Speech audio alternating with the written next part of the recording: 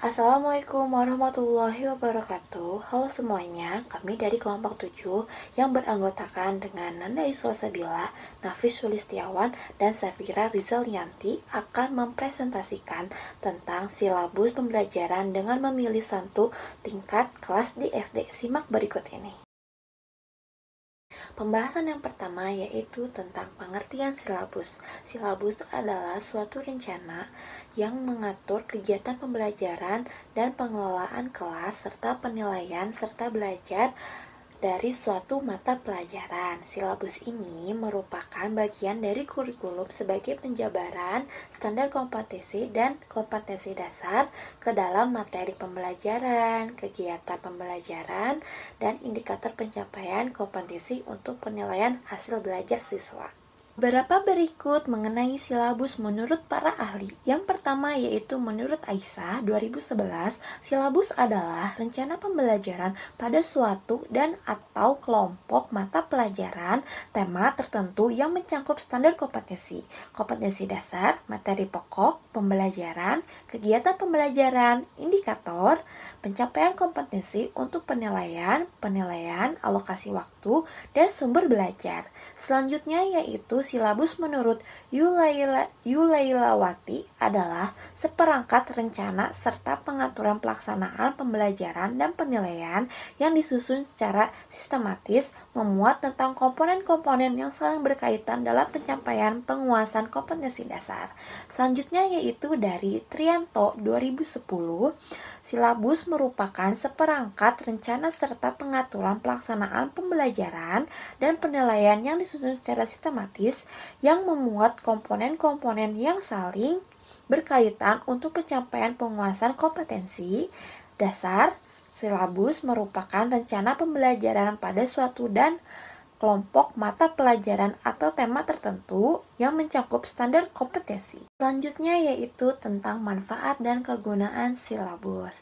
Kegunaan silabus yaitu sebagai pedoman pengembangan perangkat pembelajaran lebih lanjut mulai dari perencanaan, pengelolaan kegiatan pembelajaran, dan pengembangan penilaian. Selanjutnya yaitu kegunaan silabus sebagai pedoman untuk merencanakan pengelolaan kegiatan pembelajaran, misalnya kegiatan belajar secara klasikal, kelompok kecil, atau pembelajaran secara individual. Silabus juga memiliki manfaat untuk mengembangkan sistem penilaian dan silabus merupakan seperangkat rencana dan pengaturan tentang kegiatan pembelajaran, pengelolaan kelas, dan penilaian hasil belajar. Selanjutnya ada prinsip pengembangan silabus yang telah diatur dalam Peraturan Menteri Pendidikan Kebudayaan Nomor 22 Tahun 2016 tentang standar proses pendidikan dasar dan pendidikan menengah. Nah, dalam peraturan tersebut terdapat 8 prinsip dalam pengembangan silabus. Yang pertama ada prinsip ilmiah, kedua ada relevan, ketiga sistematis, 4 konsisten, 5 memadai, 6 aktual dan kontekstual, 7 fleksibel, dan prinsip ke-8 ialah menyeluruh. Yang pertama ada prinsip ilmiah, artinya segala sesuatu yang dimuat dalam silabus tersebut harus sesuai dan dapat dipertanggungjawabkan secara keilmuan. Contohnya, dalam penggunaan strategi pembelajaran, kita harus memperhatikan prinsip-prinsip pembelajaran dan teori-teori belajar.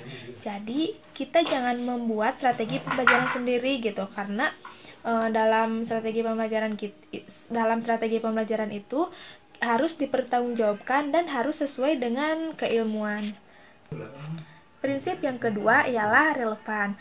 Nah, dalam prinsip ini kita dalam membuat sebuah rancangan pembelajaran dalam hal pemilihan materi pembelajaran, media, metode, strategi, ataupun sumber belajar, penilaian, kita harus memperhatikan perkembangan peserta didik itu sendiri, baik itu perkembangan sosial, emosional, fisik, intelektual, maupun perkembangan spiritualnya. Prinsip yang selanjutnya ialah prinsip sistematis. Artinya, komponen-komponen yang terdapat dalam silabus itu harus saling berhubungan satu sama lain. Nah, dari kompetensi inti terlebih dahulu. Selanjutnya kita akan mengerucutkan kembali menjadi kompetensi dasar, kemudian menjadi tujuan, indikator, materi, strategi, media, waktu, teknik, sumber. Nah, jadi semua itu harus sistematis gitu, harus runtut.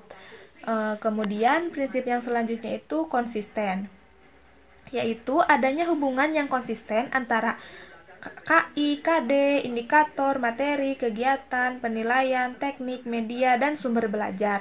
Jadi di sini semua kegiatan yang dilakukan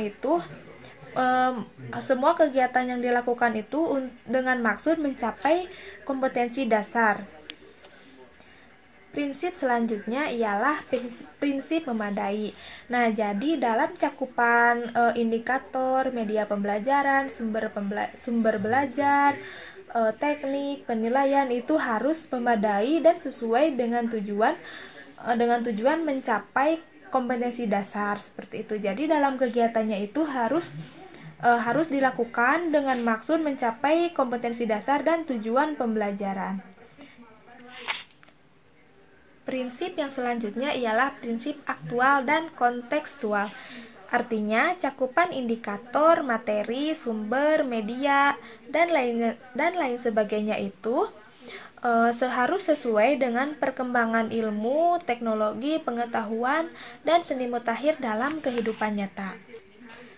Nah, jadi jangan sampai gitu RPP yang kita rancang itu sudah tidak update lagi. Nah, maka dari itu kita bisa memasukkan masalah-masalah dalam kehidupan sehari-hari kita yang berkaitan dengan materi pembelajaran. Hal seperti ini bisa dimanfaatkan dalam materi pembelajaran agar materi pembelajaran itu bisa update terus. Prinsip yang selanjutnya ialah fleksibel. Maksudnya, keseluruhan komponen silabus tersebut dapat mengakomodasi keragaman peserta didik, guru, serta satuan pendidikan.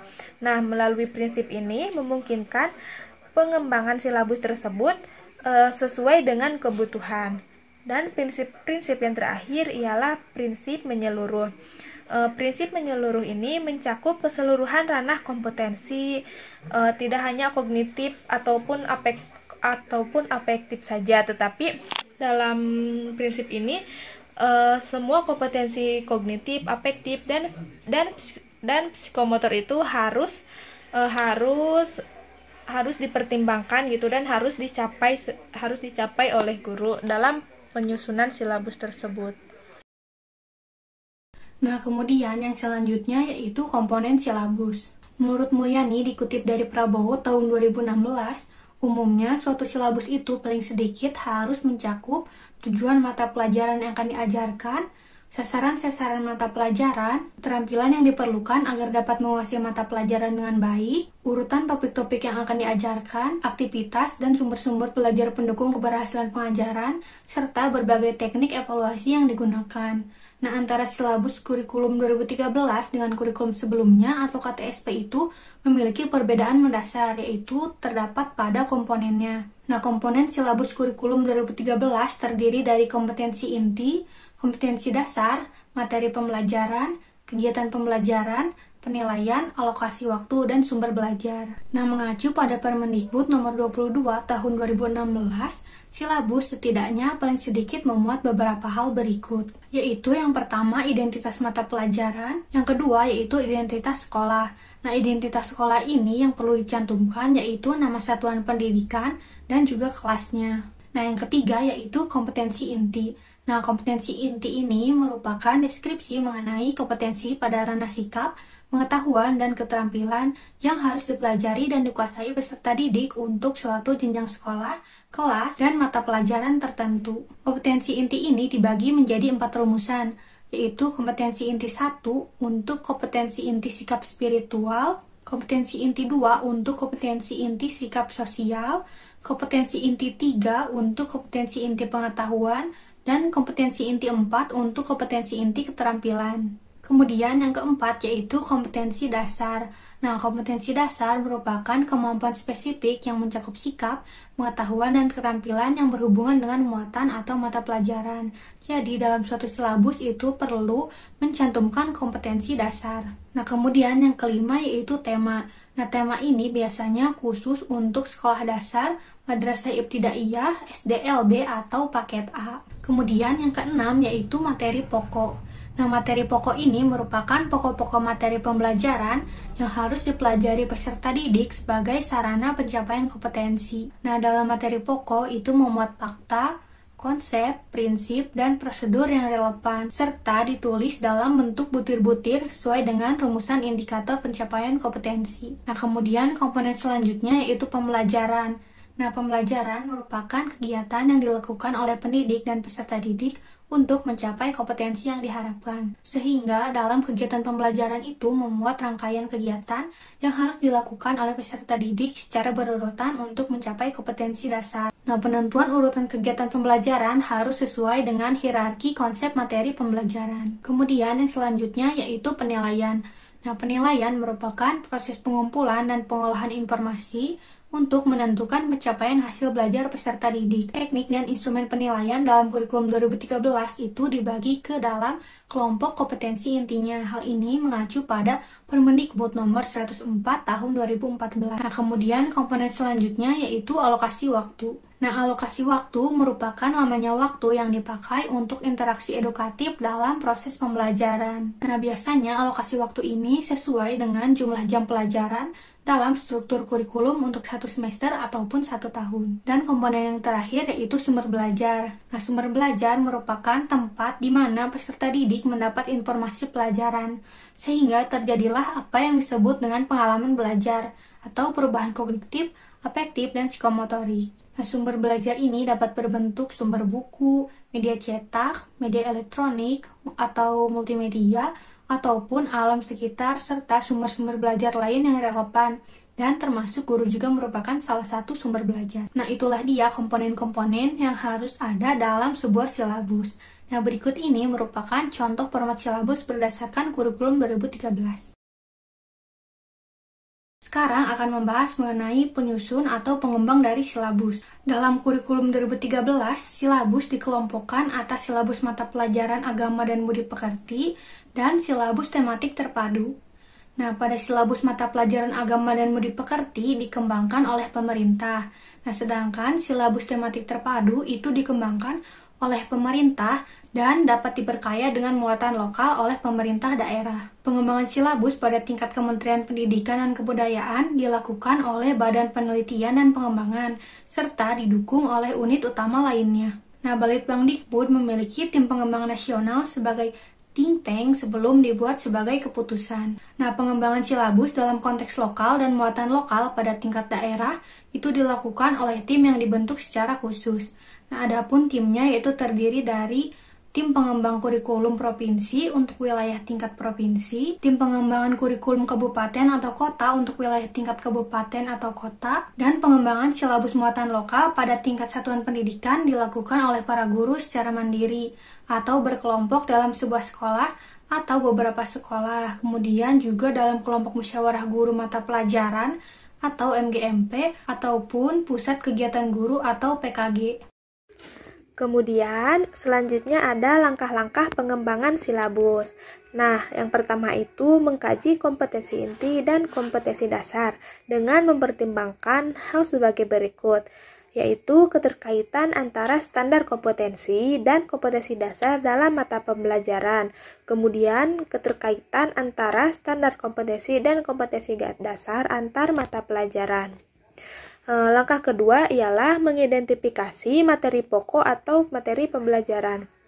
Dan dengan mengidentifikasi materi pokok ini, yang menunjang pencapaian kompetensi dasar harus mempertimbangkan potensi peserta didik, relevansi dengan keterkaitan daerah, tingkat perkembangan fisik, intelektual, emosional, sosial, dan spiritual peserta didik, kemudian kebermanfaatan bagi peserta didik, struktur keilmuan, aktualitas, kedalaman, dan keluasan materi pembelajaran, relevansi dengan kebutuhan peserta didik, dan tuntutan lingkungan, serta mempertimbangkan alokasi waktu.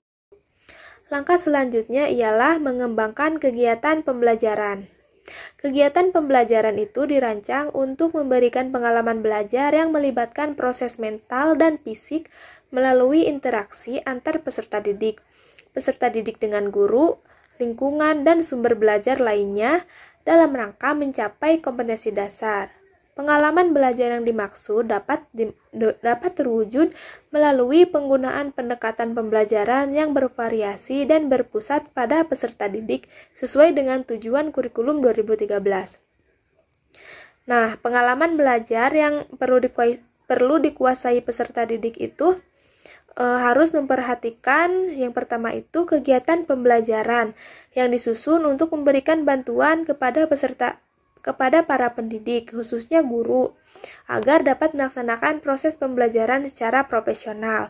Kemudian, kegiatan pembelajaran harus memuat rangkaian kegiatan yang harus dilakukan oleh peserta didik secara berurutan untuk mencapai kompetensi dasar.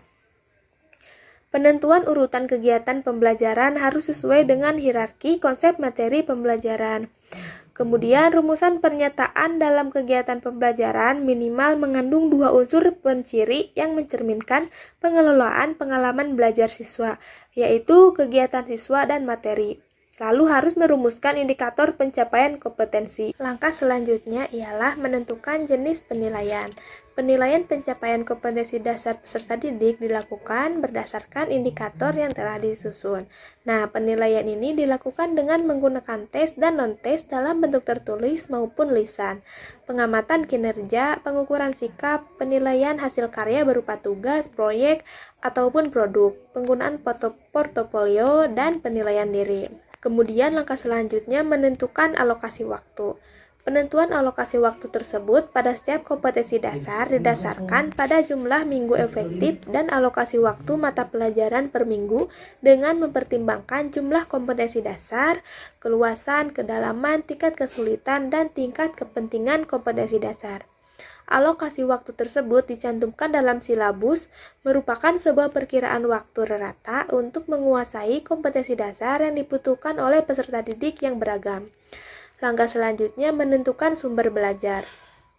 Sumber belajar tersebut adalah rujukan atau objek bahan yang digunakan dalam kegiatan pembelajaran yang berupa media cetak, elektronik, menara sumber, serta lingkungan fisik, alam, sosial, budaya, maupun sumber dalam internet. Nah, penentuan sumber belajar tersebut didasarkan pada standar kompetensi dasar serta materi pembelajaran.